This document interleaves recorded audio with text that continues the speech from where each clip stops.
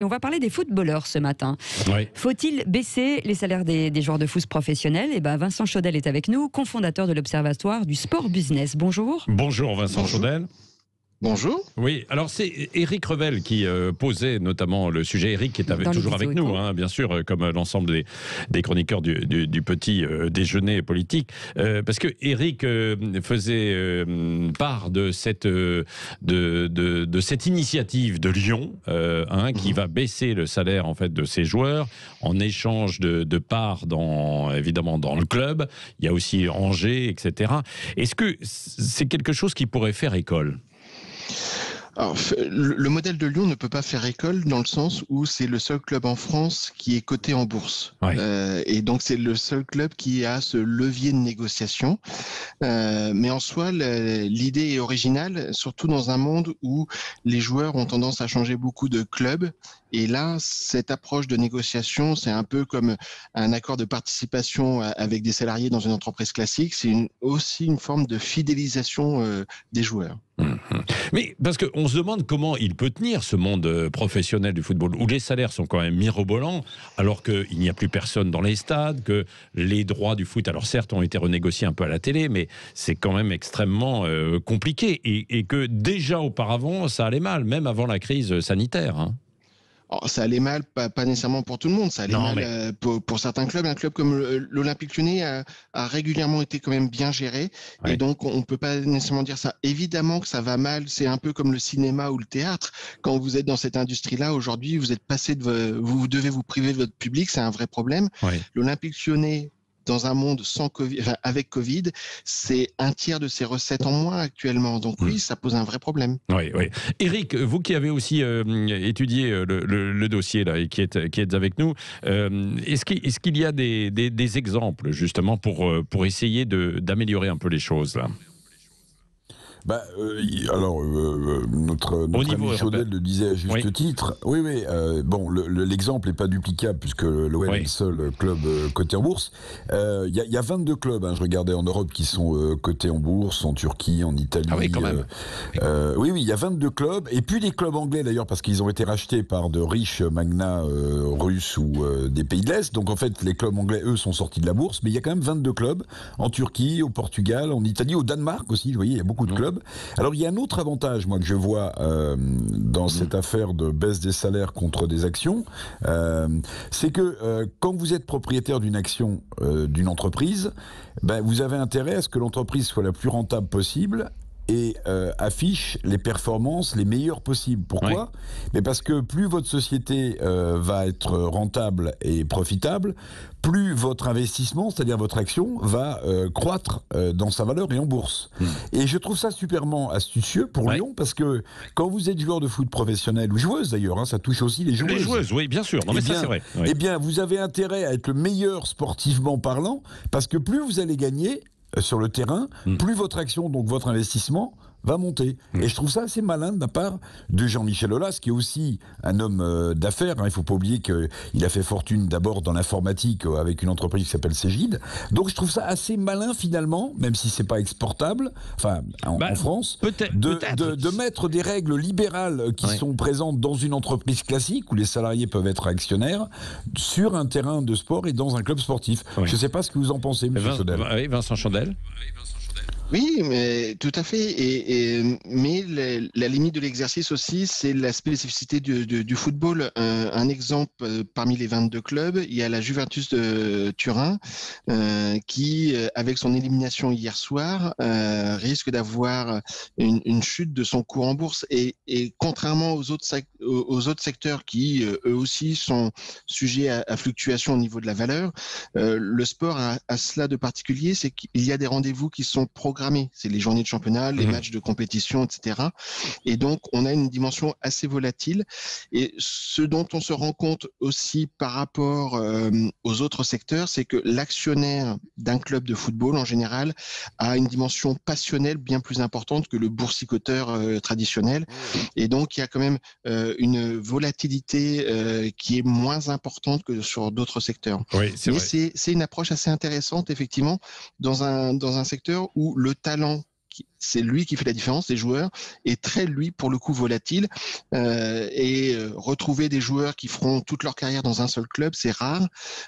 Avoir l'idée de leur donner des actions pour effectivement qu'ils aient un intérêt réel à créer de la valeur dans le club, c'est une approche différente et intéressante. Oui. Est-ce que Messi, même s'il n'avait pas des actions, et quelque part il était attaché au club de Barcelone qui va jouer contre le Paris Saint-Germain, il était lié peut-être un peu au rendement de son équipe, à une forme de productivité ou pas, Vincent Chaudel?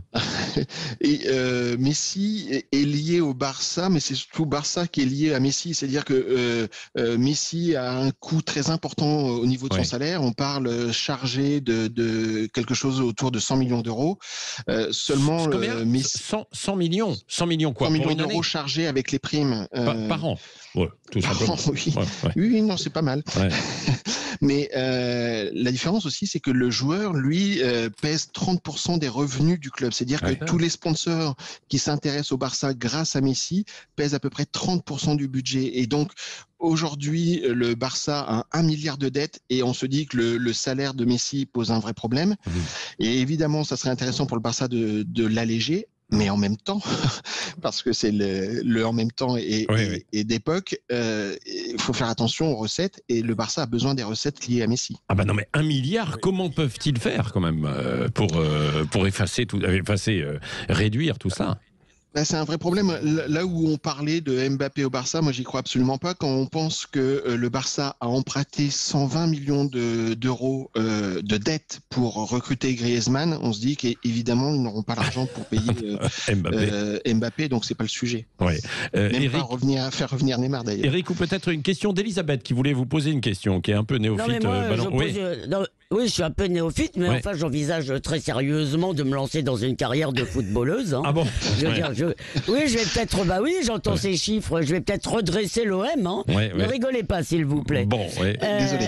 Non, ma question est un peu bête, si vous voulez, c'est que il me semblait, si on enlève l'aspect moral des salaires, hein, le fait qu'on dit que c'est pas bien, il me semblait, si vous voulez, que ces salaires étaient liés dans le fond au profit que généraient ces footballeurs, parce que effectivement, via le public en quelque sorte, c'est-à-dire on veut les voir jouer, on les aime, on les admire, et donc c'est ça qui génère des profits. Or, si j'ai bien compris ce que vous avez dit les uns et les autres, avec la question des droits télé qui s'est sérieusement, parce que je crois que ça a toujours été plus ou moins les droits télé, c'était pas tellement les entrées dans les stades.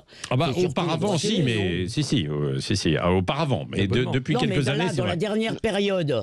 Dans la dernière période, c'est plutôt les droits télé. Donc, est-ce que la France est télédépendante, effectivement.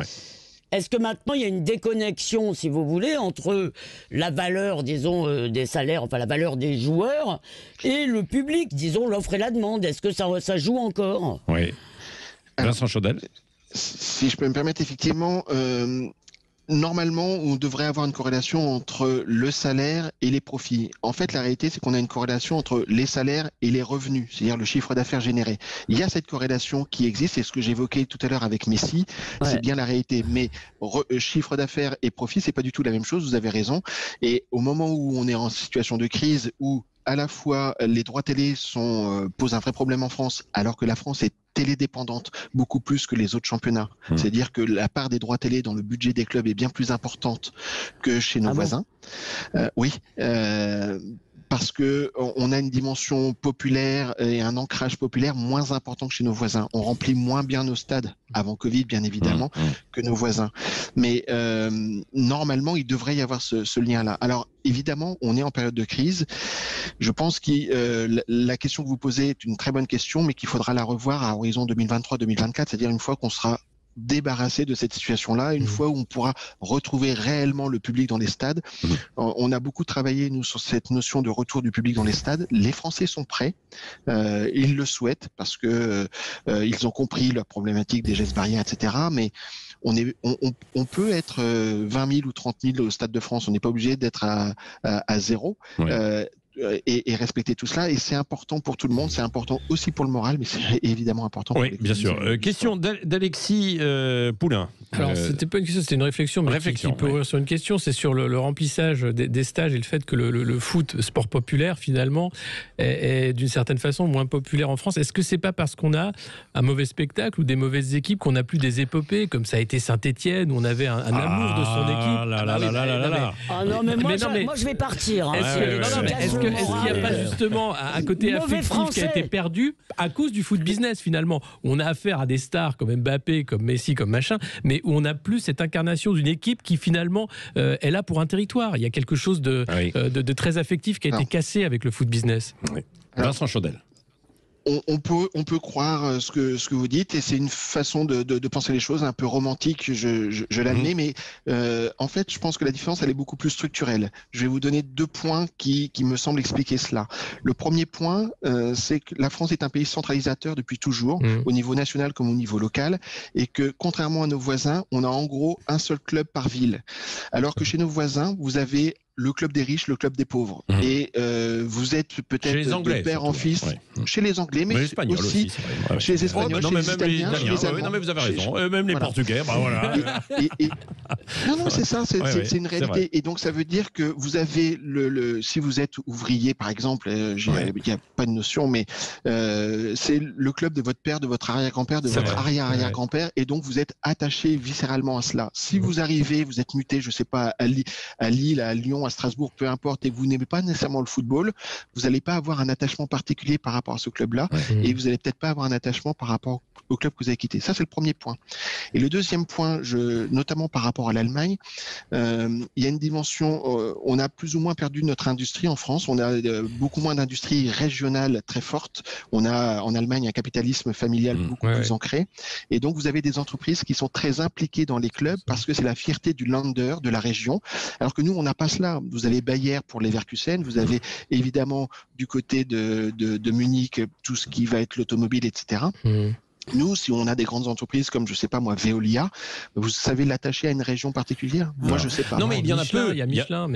Oui, Michelin dans le rugby à Clermont, ça c'est vrai. Ou alors il y a eu François Pinault qui l'a fait en Bretagne pour le Stade Rennais. Mais il y en a pas beaucoup. Et d'ailleurs, c'est Vincent Chaudel, c'est ce que reprochent aussi un peu les supporters marseillais qui aujourd'hui, quand il y a eu la petite révolte l'autre jour, disaient mais le club, le club ne nous appartient plus aussi. Il appartient à des financiers, on ne les connaît pas. Ils n'y connaissent rien au football, ils ne font que venir prendre l'argent. C'est ce qui se passe un peu, alors d'une autre manière, parce que pour l'instant il n'y a pas de crise, mais à Lille, quoi, avec des gens que l'on ne connaît pas et qui viennent investir leur argent, quoi. Alors, c'est encore une autre différence du football français par rapport à nos voisins, c'est que nous, on personnalise énormément dans nos clubs les présidents. Si je vous demande le nom des présidents des clubs anglais, la plupart du temps, vous n'allez pas les connaître. Vous connaissez les managers, mais nous, on va connaître le président et l'entraîneur. Et donc, finalement, du coup, ce côté dépossession est beaucoup plus visible chez nous qu'il n'est chez nos voisins. Et donc, oui, ça pose un problème, mais en même temps, on est dans une activité, un secteur qui est mondialisé, qui est en pleine concurrence, et sans capitaux, vous ne pouvez pas performer. Donc, d'une manière ou d'une autre, il faut trouver le juste équilibre entre l'intérêt des investisseurs et puis l'ancrage local que représentent les spectateurs. Merci beaucoup, c'était passionnant. Hein. On devait évoquer d'autres sujets, mais on est resté sur le football avec vous, Vincent Chaudel, Éric Revel, Elisabeth Lévy et Alexis Poulain. Oui, Alexis. Sur le foot, c'est quand même un sport extrêmement intéressant, à la fois populaire et extrêmement politique, parce qu'on voit, vous parlez des clubs de riches, clubs de pauvres, vrai. Et puis il y a cette nouvelle polémique qui enfle sur la Coupe du Monde au Qatar. Avec, alors ça c'est vrai. Le nombre de travailleurs qui ont été tués sur les chantiers des stades, et ça commence à monter une musique sur les droits de l'homme et sur le fait que est-ce que cette Coupe du Monde n'est pas celle de la honte et est-ce qu'elle devrait avoir lieu? Est-ce qu'il faut boycotter et puis l'empreinte écologique, bien sûr, puisqu'on va jouer alors qu'il fera, je ne sais plus combien, 45 degrés, alors on va 50. Climatiser les stades. Bon, en tout cas, passionnant. Merci Vincent Chaudel, qu'on retrouve le week-end aussi, d'ailleurs, avec Philippe David, chaque dimanche matin. Merci à vous.